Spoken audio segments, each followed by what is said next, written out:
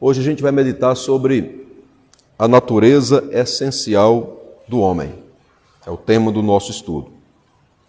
Nós estamos na jornada teológica e agora estudando sobre o ser humano.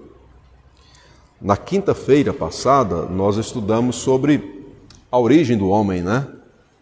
Como Deus fez o homem e qual a razão, qual o objetivo do Senhor ter feito o ser humano. Hoje a gente estuda então assim, de que o homem é formado. Essa é a ideia principal desse estudo, de que o homem é formado. E aí, dentro da teologia, a gente tem duas visões principais que procuram explicar a natureza essencial do homem.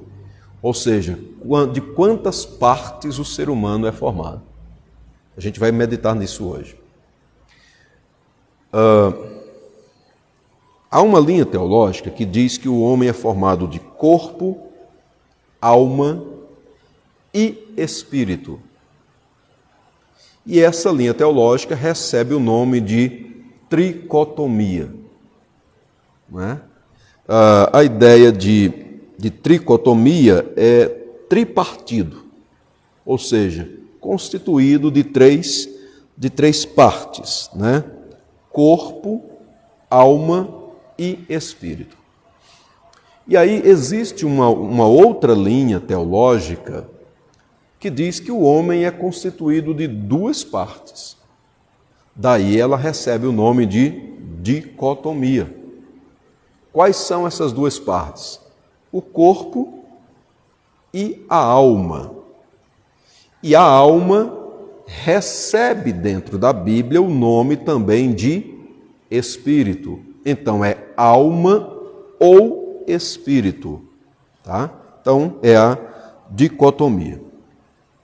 O que é que a gente vai fazer então hoje? Como é que a gente vai meditar nesse assunto? Eu vou apresentar, lógico que de uma forma sucinta, cada uma dessas posições, tá? Para a gente ter uma noção de cada uma delas. Então vamos começar pela tricotomia, que diz que o homem é formado de corpo, alma e espírito. Os três elementos do ser humano. O primeiro, o corpo. Corpo físico. E aí, o corpo físico é um elemento que nós temos que é comum também aos animais. Tá? É esse elemento físico. E aí, essa parte é mais tranquila da gente entender e aceitar, porque não há muitos questionamentos em relação a isso, tendo em vista que é o elemento que a gente toca. É o elemento que a gente vê, ele sente, não é? Ele sente. Então, o corpo físico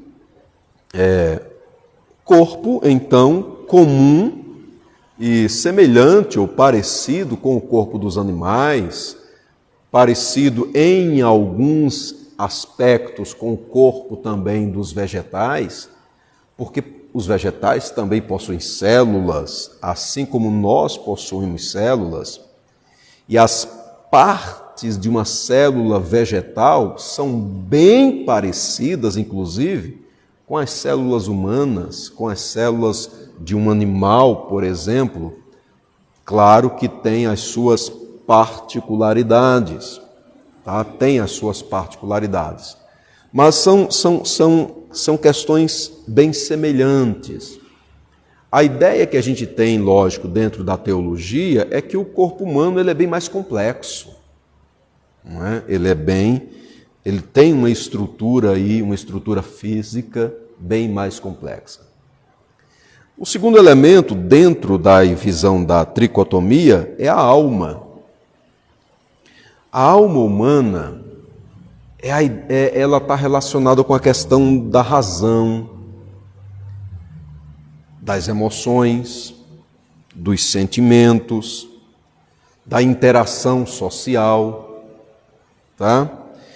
A alma humana, na perspectiva da tricotomia, é o elemento psicológico. É esse elemento psicológico. E aí, acredita-se, inclusive, que os animais possuem uma alma, mas bem rudimentar. Bem rudimentar. Sabe aquela questão que a gente diz assim, você chega para um animal de estimação, um cachorrinho, por exemplo, ele vai falar para você rapidinho se ele está feliz ou não. Ou seja, ele consegue expressar algum tipo de sentimento. A alma humana está relacionada com essa questão de sentimentos. Sentimentos, emoções, a questão psicológica. O animal, ele não possui uma alma semelhante à alma humana. Não, de maneira nenhuma. A alma humana, no sentido de esse elemento espiritual e eterno, imortal, porque a alma humana, ela é imortal. O animal não possui uma alma nesse sentido, não é? É nesse sentido que a gente diz assim, acredita-se que o animal possui uma alma rudimentar, no sentido de expressar alguns instintos, não é? Que são bem semelhantes a alguns sentimentos que a gente tem. Então o cachorrinho demonstra se está alegre, ele demonstra se está triste, né? Os animais demonstram isso. Eles demonstram se têm medo, quando estão com medo. Não é? Basta estourar alguma coisa por aí, né? Uma bomba estourar por aí, o cachorrinho já demonstra um medo. Eles têm medo disso, não é? Eles demonstram raiva. É nesse sentido que a gente fala, tá? Só que, é lógico, a alma humana, ela é muito mais complexa, não é? E muito mais capaz, inclusive, do que essa alma rudimentar dos animais. Tá ok? E o terceiro elemento é o espírito. O espírito humano. Na visão da tricotomia, o espírito humano é o elemento religioso. Ele é esse elemento que faz com que os seres humanos percebam questões espirituais e consigam responder, inclusive, a determinados estímulos espirituais. O espírito, na perspectiva do tricotomista, é aquele elemento espiritual que está ligado às questões religiosas. Tá ok? É ele quem responde a Deus. É o espírito que tem o contato com Deus. Porque o espírito está mais ligado a essas questões espirituais e às questões religiosas. Em contrapartida, a alma, ela está mais ligada a essa questão dos traços de personalidade. A personalidade humana reside na alma, mas o contato com Deus, a resposta às questões espirituais, elas estão no espírito. É assim que a tricotomia apresenta o corpo, a alma e o espírito. Tá? Corpo, elemento físico. Alma, elemento psicológico, sentimentos, emoções.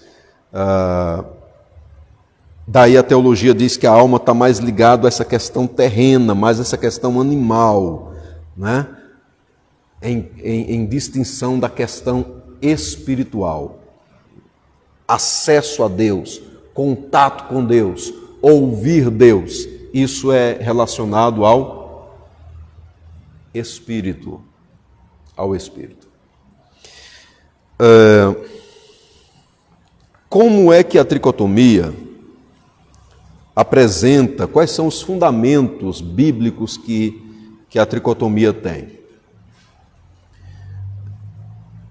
Geralmente, quem defende a visão tricotomista procura apresentar textos bíblicos que, nesses textos, ou apresentam os três elementos, o corpo, alma e espírito, estão ali no texto bíblico, ou pelo menos eles apresentam dois desses elementos e em um outro texto apresentam um outro elemento. Deixa eu dar exemplos aqui para vocês, porque há dois textos bíblicos que são, assim, os textos principais da visão tricotomista. O primeiro é 1 Tessalonicenses, capítulo 5, versículo 23. Vejam que o texto ele diz assim, 1 Tessalonicenses 5, 23. O mesmo Deus da paz vos santifique em tudo, e o vosso espírito, alma e corpo sejam conservados íntegros e irrepreensíveis na vinda de nosso Senhor Jesus Cristo. Então, percebem aí os três elementos? Eu vou repetir a leitura do texto. 1 Tessalonicenses 5, 23. O mesmo Deus da paz vos santifique em tudo, e o vosso espírito, alma e corpo sejam conservados íntegros e irrepreensíveis na vinda de nosso Senhor Jesus Cristo. O segundo texto é Hebreus capítulo 4, versículo 12. Hebreus 4, 12. Diz assim: porque a palavra de Deus é viva e eficaz, e mais cortante do que qualquer espada de dois gumes, e penetra até ao ponto de dividir alma e espírito, juntas e medulas, e é apta para discernir os pensamentos e propósitos do coração. Tá? Então, qual é o destaque que a gente tem aí em Hebreus 4:12? Dizendo que a palavra de Deus ela é poderosa para dividir alma e espírito. Por quê? Porque a palavra de Deus ela é mais cortante do que qualquer espada de dois gumes. E aí ela divide alma e espírito. Fica subtendido aí também o terceiro elemento do ser humano, que é o corpo físico, porque fala sobre juntas e medulas. Tá? Fala sobre juntas e medulas. E é apta para discernir os pensamentos e propósitos do coração. Então, esses dois textos, repito, são os textos básicos, principais, para a doutrina da tricotomia. Tudo bem? Alguma dúvida até aí? A gente vai pensar um pouco agora dentro da visão da dicotomia. Importante dizer aos irmãos que a visão da dicotomia é a visão que eu creio. Isso é importante transmitir isso aqui para os queridos irmãos desde o início, né? Eu tenho uma visão do homem, do ser humano, sendo formado de corpo e alma ou espírito, dicotomista. E aí a gente vai meditar um pouco nesse sentido também. Fundamentos bíblicos. A primeira questão que a gente precisa ponderar aqui é a seguinte. A gente está conversando agora sobre a dicotomia. A Bíblia, ela nos ensina a vermos a natureza humana, ou seja, de que o homem é formado.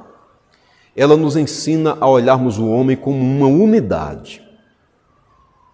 O ser humano. O ser humano.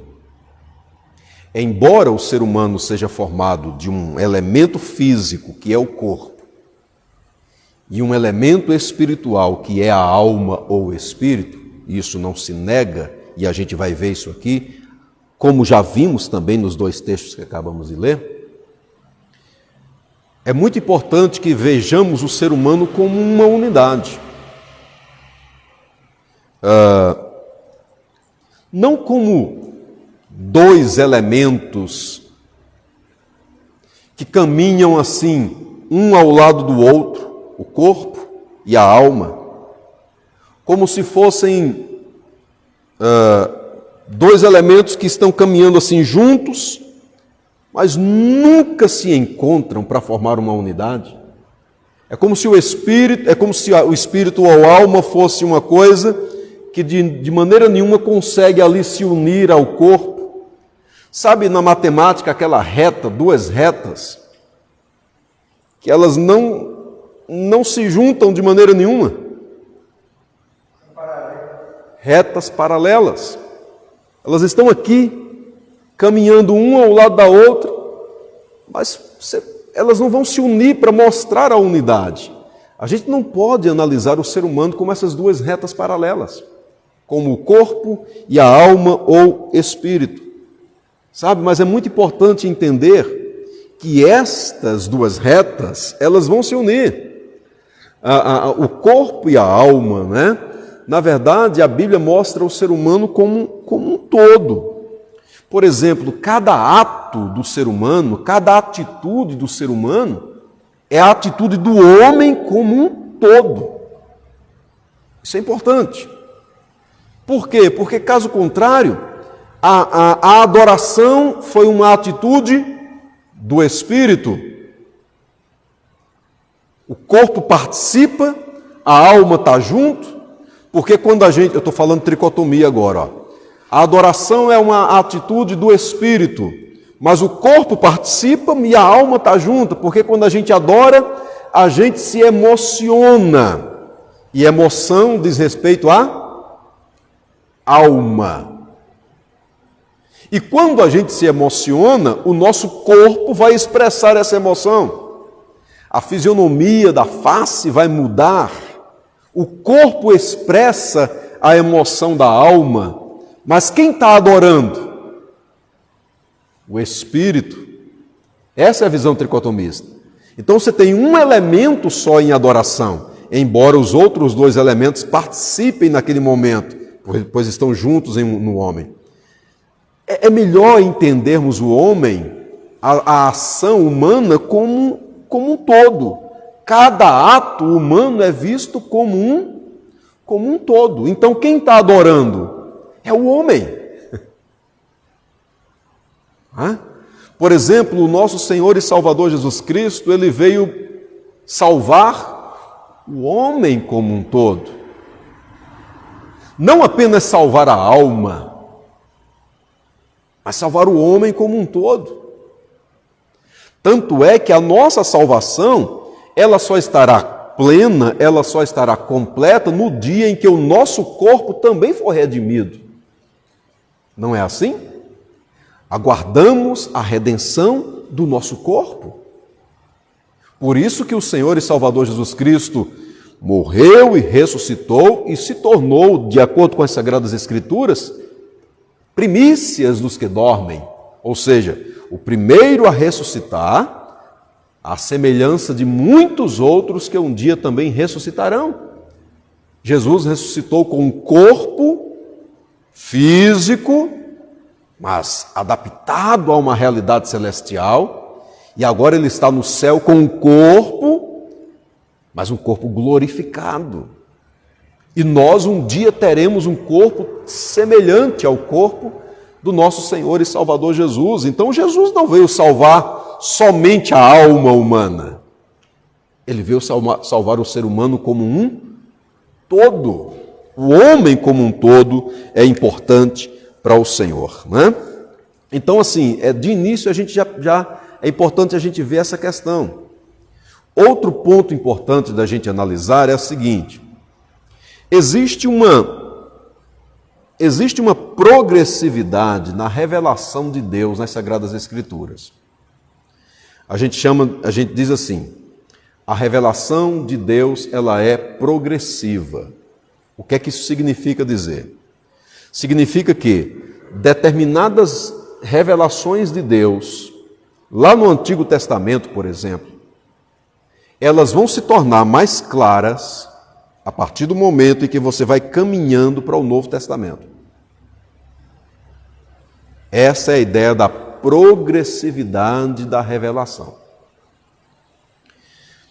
Com isso, lá em Gênesis capítulo 2, versículo 7, Deus fez o homem do pó da terra. E o que é que o texto diz? O texto diz que quando o Senhor nosso Deus fez o homem do pó da terra, soprou nas narinas do homem o fôlego de vida. E aí a Bíblia diz que o homem passou a ser alma vivente. Essa expressão de Gênesis capítulo 2, versículo 7, alma vivente, ela não pode ser entendida com a luz que a gente já tem sobre alma dentro do Novo Testamento. Em Gênesis capítulo 2, versículo 7, a ideia de alma vivente ali é entendida como um ser que vive. Essa é a ideia de alma vivente. Tá? Não dá para a gente buscar ali alma, que é esse elemento espiritual. É um ser que vive. Mas é claro, eu estou dizendo que a revelação é progressiva. Isso significa que lá em Gênesis capítulo 2, versículo 7, Deus ali fez o homem composto, formado de um elemento físico, pó da terra, e um elemento espiritual. Muito bem claro esse elemento espiritual quando Deus soprou nas narinas do homem o fôlego de vida. Bendito seja o Senhor. Amém?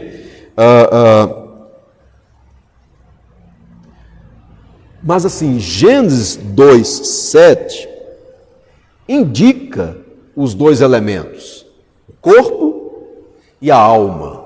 Mas ele está dando ênfase, a passagem está dando ênfase ao homem como um todo. É por isso que a interpretação ali significa: o homem passou a ser um ser que vive.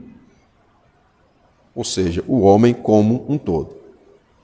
Só que quando você caminha mais dentro das Sagradas Escrituras, aí você vai percebendo essa maneira clara que a Bíblia mostra, né, o elemento físico, terreno, mortal, que é o corpo, e mostra também o elemento espiritual, imortal, que é a alma ou espírito.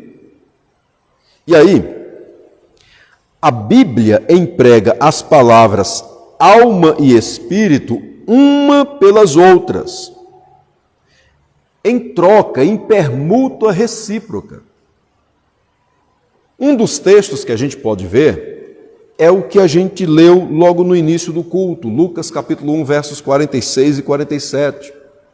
Ali a gente tem o cântico de Maria, né? E aí eu queria voltar para esse texto, porque vejam o que o texto diz. Lucas capítulo 1, versos 46 e 47.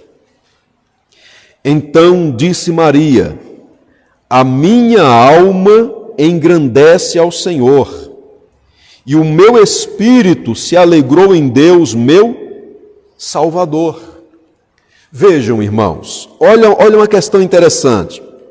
No versículo 46, quem está engrandecendo ao Senhor? A alma.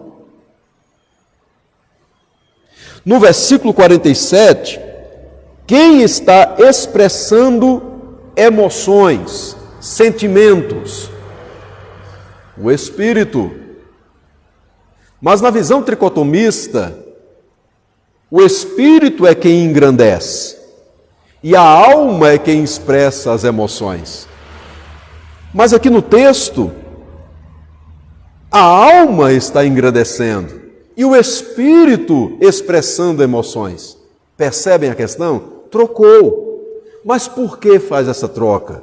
Porque, biblicamente, ambos, eles mostram que expressam emoções e também têm contato com Deus, são elementos de adoração que adoram ao Senhor.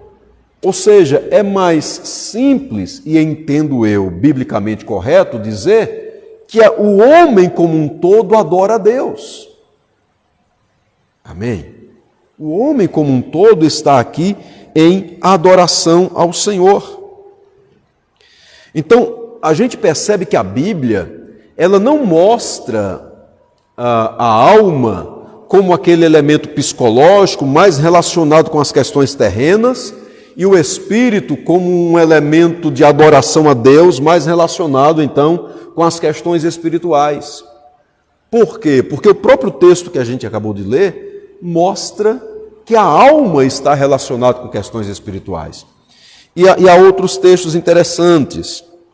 Por exemplo, os mais elevados exercícios da religião são atribuídos à alma. Na visão tricotomista, isso não pode ser. Na visão tricotomista, esses exercícios elevados da religião são atribuídos ao Espírito. Quais são esses exercícios elevados da religião? Adoração, louvor, oração, busca a Deus, ou seja, uma vida inclinada para o Senhor, capaz de ouvir a Deus, amar a Deus, adorar a Deus. São esses exercícios, né? Clamor, oração, busca, contato com o Senhor. E o texto sagrado, os textos sagrados nos mostram que a alma faz isso. Que a alma faz isso. Lucas está para mostrar isso para a gente, né? O texto que nós acabamos de ler, 1,46. Vejam um outro texto aqui, Hebreus capítulo 6. A gente vai ler esse texto.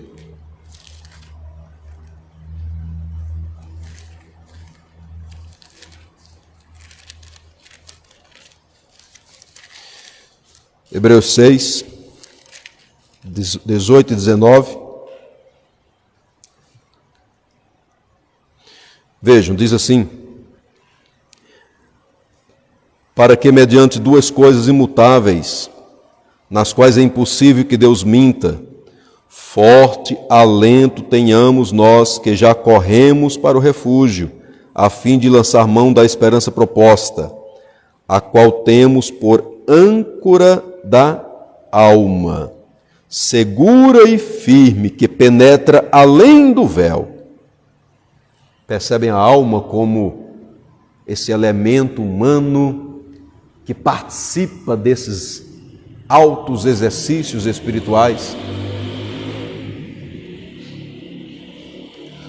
de onde Jesus, nosso precursor, entrou por nós, tendo se tornado sumo sacerdote para sempre, segundo a ordem de Melquisedeque.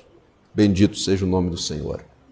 Para a gente, no estudo aqui, fica o destaque da palavra alma, relacionada com as questões de adoração, com as questões de acesso à presença de Deus. Tiago, capítulo 1, deixa eu só confirmar esse texto aqui para a gente.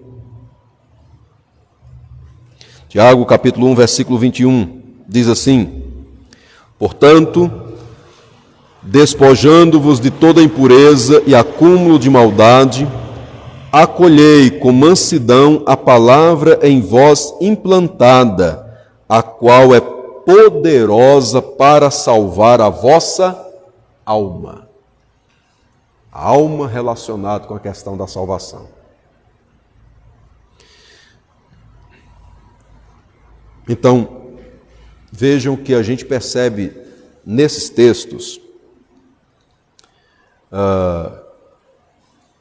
a maneira em que a palavra do Senhor vai colocando, mostrando que esses dois elementos, eles na verdade representam um só elemento espiritual do homem. De tal maneira que o homem é formado de corpo e de alma ou espírito. Uma outra prova para a gente é que às vezes a morte, ela é descrita na Bíblia como a entrega da alma, e em outros momentos ela é descrita como a entrega do espírito. E a gente tem muito comum a gente dizer que quando o homem morre, a visão tricotomista, quando o homem morre, quem vai para Deus é o Espírito. E aí a gente pergunta, e a alma, para onde ela vai? Porque com o corpo ela não fica.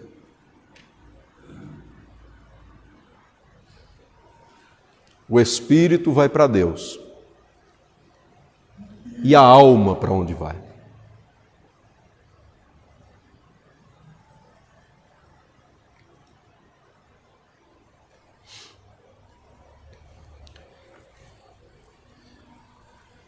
Então, a gente vê na Bíblia, a Bíblia descreve muitas vezes a morte como sendo a entrega da alma a Deus.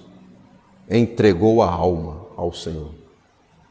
Ou, em outros momentos, entregou o Espírito ao Senhor. Gênesis capítulo 35, vejam esse texto, ó.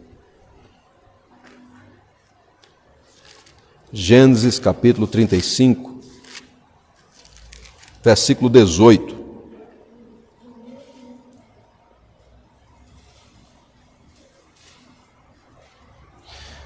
Falando aqui sobre Raquel, tá? Quando ela estava sentindo dores de parto para o nascimento de Benjamim.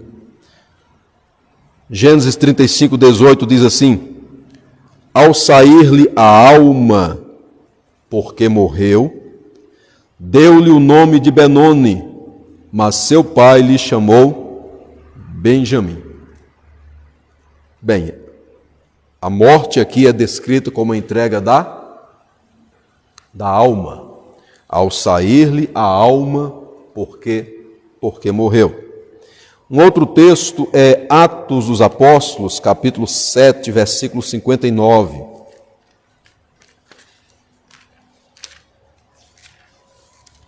Atos 7, 59. Aqui a gente já tem a morte de Estevão, homem de Deus que morreu apedrejado, né?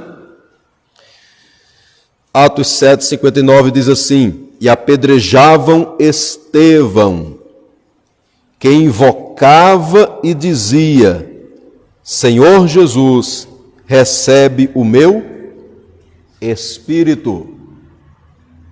Agora, a morte é descrita como a entrega do espírito. Ok, meus queridos irmãos? Bem, mas pastor, e o texto, então, de 1 Tessalonicenses, capítulo 5, versículo 23, quando diz: o mesmo Deus da paz vos santifique em tudo, e o vosso espírito, alma e corpo sejam conservados íntegros e irrepreensíveis na vinda de nosso Senhor e Salvador Jesus Cristo. Como a gente pode explicar essa questão? Alma, espírito, alma e corpo. Vamos procurar explicar trazendo mais alguns textos. Mateus capítulo 22, versículo 37.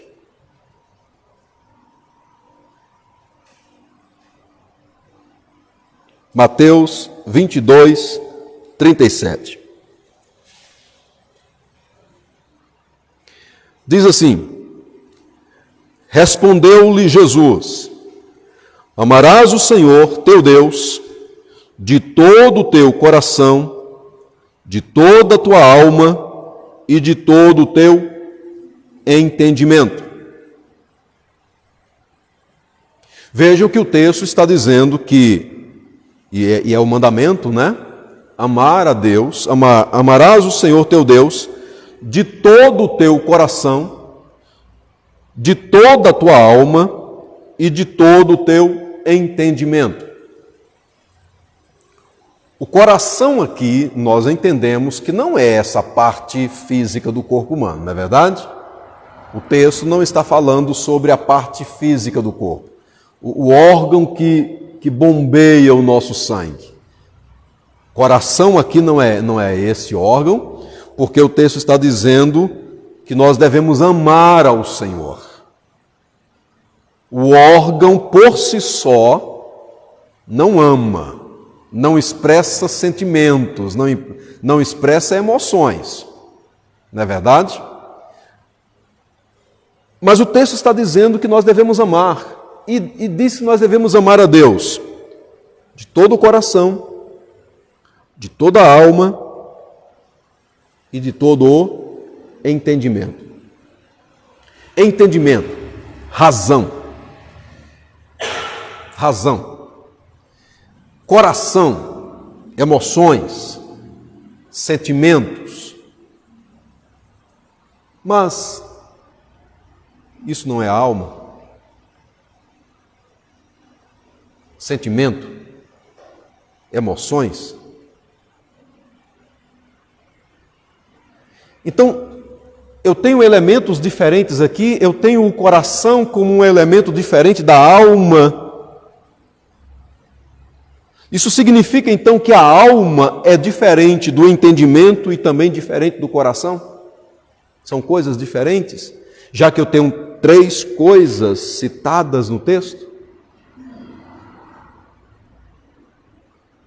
Se nós falarmos que são coisas diferentes, a gente vai começar a colocar partes no homem além daquilo que a própria Bíblia apresenta. Olha um outro texto, Marcos capítulo 12, versículo 30. O texto diz assim, Marcos 12, 30. Ame o Senhor, seu Deus, de todo o seu coração, de toda a sua alma, de todo o seu entendimento e de todas as suas forças. Você já tem mais um elemento aí. Forças. Você tem coração, alma, entendimento e forças. Qual a ideia do nosso Senhor e Salvador Jesus Cristo aqui? Quando ele fala sobre coração, alma e entendimento. São 3 partes diferentes? Não, queridos. Na verdade, é uma parte só. É a alma, sabe? Que se emociona, é o ser humano. A ideia aqui é que o Senhor e Salvador Jesus Cristo, Ele está usando sinônimos para dar ênfase a um mandamento. Essa é a ideia aqui. Ele usa termos sinônimos para reforçar o mandamento. Então, se ele tivesse dito, ame ao Senhor seu Deus de toda a sua alma, o mandamento estava completo. Se ele tivesse dito, ame o Senhor seu Deus com toda a sua vida, o mandamento estava completo. O que ele está mostrando aqui são sinônimos para reforçar, para dar força ao mandamento. De tal maneira que ele fala, com todo o seu coração, com toda a sua alma, com todo o seu entendimento, com todas as suas forças, não são partes diferentes do ser humano. São sinônimos para mostrar o homem como um todo. Essa é a ideia aqui de Tessalonicenses 5:23. Quando o texto mostra essa questão de corpo, alma e espírito. Não no sentido de que alma e espírito são 2 elementos diferentes, mas entendemos que são termos sinônimos exatamente para dar força a essa ideia bíblica aqui, de que o Espírito de Deus, ou que o Senhor nosso Deus, Ele é poderoso para nos santificar por completo. Tanto o corpo, tanto a parte física, como também a parte espiritual. O Senhor nosso Deus nos quer santos por completo. Não apenas a santidade da alma ou do espírito, mas a santidade do corpo, ou seja, a santidade da vida. Bendito seja o Senhor. Amém? Algo semelhante a gente tem também em relação a Hebreus capítulo 4, versículo 12. Repetindo o texto, a palavra de Deus é viva, porque a palavra de Deus é viva e eficaz e mais cortante do que qualquer espada de 2 gumes e penetra até o ponto de dividir alma e espírito, juntas e medulas, e é apta para discernir os pensamentos e propósitos do coração. A ideia aqui, sabe, queridos, é para mostrar que a palavra de Deus é poderosa para saber, para mostrar o que a gente pensa e também quais são as intenções que nós temos. O texto está aqui para mostrar o poder da palavra e não para mostrar a constituição do ser humano e dividir o homem entre alma e espírito. Bem, dito isso, eu vou caminhar para o final aqui do nosso estudo, dizendo para os irmãos assim, algumas questões. Primeira delas, defender dicotomia ou tricotomia não significa que está defendendo uma heresia. Isso é importante aqui. Há muita gente boa no meio cristão que defende a tricotomia. Muita gente boa. Tá? Muita gente boa. E também há muita gente boa que defende a dicotomia. São questões, embora elas sejam importantes, elas são secundárias. É uma doutrina importante, mas ela é uma doutrina secundária da fé cristã. É importante dizer isso, e aí eu vou ser redundante, né? Quando eu digo que é uma doutrina secundária, eu não estou dizendo que é uma doutrina que não tenha importância, e aí é onde eu estou sendo redundante. Ela é importante, ela é necessária. Por que é importante, pastor? Porque ela é bíblica. Deus revelou, então ela tem a sua importância nas Sagradas Escrituras. Só que, dessa questão do ser humano, o que a gente precisa destacar é o seguinte: o homem, ele não é única e exclusivamente um ser material. Isso aqui é um ponto importante. A gente não pode atribuir a questão do sentimento religioso que existe no ser humano, a questão das emoções, tudo a questões físicas ou psíquicas somente, ou seja, questões materiais. Se a gente entende que o homem ele é só e somente só um ser material, isso é materialismo. O materialismo ele nega a existência de um elemento espiritual no ser humano. De tal maneira que o materialismo vai chegar para mim, para você, e vai dizer assim: morreu, se acabou. Porque não existe no homem um elemento eterno, na visão materialista. É corpo, é matéria. Essa matéria sente, essa matéria chora, essa matéria se alegra, essa matéria tem vontade de falar com algum ser divino, mas é matéria, de tal maneira que depois que essa matéria morre, ou seja, que o homem morre, acabou. Aí, defender isso, aí nós não estamos diante de uma questão secundária. De maneira nenhuma. Nós estamos diante de uma posição bíblica, de uma declaração de fé essencial. Ora, se a gente entende as coisas dentro da visão do materialismo, qual a razão da vinda de Cristo ao mundo? Qual a razão da Bíblia falar sobre vida eterna? Qual a razão da Bíblia falar sobre vida após a morte? Ressurreição. Paulo vai dizer aos Coríntios o seguinte: se esperarmos em Cristo apenas para as coisas desta vida, somos os mais miseráveis ou os mais infelizes de todos os homens. Porque nós não esperamos em Cristo apenas para essa existência, nós esperamos em Cristo em relação a uma eternidade. Amém? A alma humana é eterna. De tal maneira que as pessoas que morreram, estão hoje na glória, elas estão em adoração, elas estão conscientes, elas estão clamando ao Senhor, elas estão vivas, aguardando a redenção do corpo. Bendito seja o Senhor. Amém?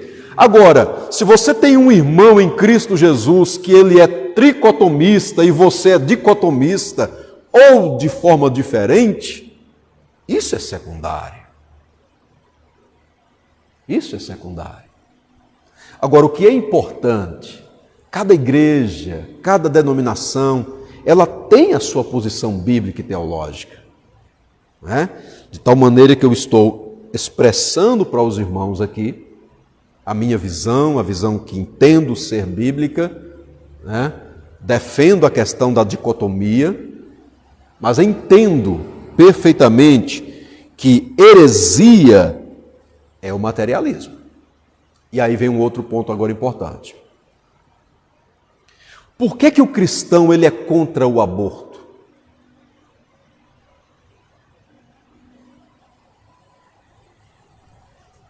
Por causa disso aqui.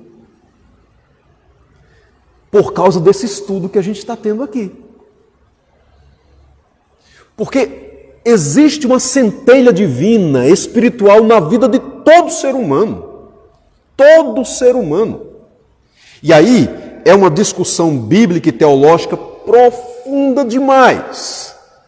Quando que a alma humana passa a fazer parte daquele ser vivo? Aí é uma discussão teológica gigante. Tem inúmeros posicionamentos, mas todos eles, no sentido bíblico e teológico, mostra que desde o início da concepção, que não se sabe exatamente com quantos minutos, com quantos segundos, com quantas horas, com quantos dias, mas o que se entende é que a partir do momento em que há a fecundação, uma vida é gerada, naquele exato momento, Deus cria uma alma para aquela vida. É por isso que o cristão é contra o aborto. Pela constituição, pela natureza humana, formada de um elemento físico e de um elemento espiritual, criado por Deus, embora o corpo também seja formado por Deus. A formação do corpo humano no ventre materno é a doutrina da providência. Nós já estudamos a doutrina da providência. A doutrina da providência mostra que Deus governa, dirige toda a sua criação, tanto usando milagres, como também por meios naturais. Ou seja, no ventre materno, uma criança se desenvolve naturalmente. Ok? Naturalmente. Mas isso é doutrina da providência. O rei Davi, entendendo essa soberania de Deus, lá no Salmo 139, ele declara: o Senhor me fez de uma forma maravilhosa. Os meus ossos ainda eram encobertos, quando lá no oculto eu fui formado. O Senhor me fez. Ali, no ventre materno, no momento da fecundação, uma alma é criada. Isso é importante para a gente. Isso é importante. E por fim, nós não devemos olhar o homem de forma corpo, alma, espírito, corpo, alma ou espírito. Fica claro para a gente que o homem tem esses elementos, o elemento físico e o elemento espiritual. Mas a gente precisa olhar o homem como a Bíblia olha, como a Bíblia mostra, como um todo. Como um todo. Bendito seja o Senhor. Para que possamos cuidar do homem como um todo. Como um todo. Por isso que o Senhor e Salvador Jesus Cristo operava milagres para curar o corpo.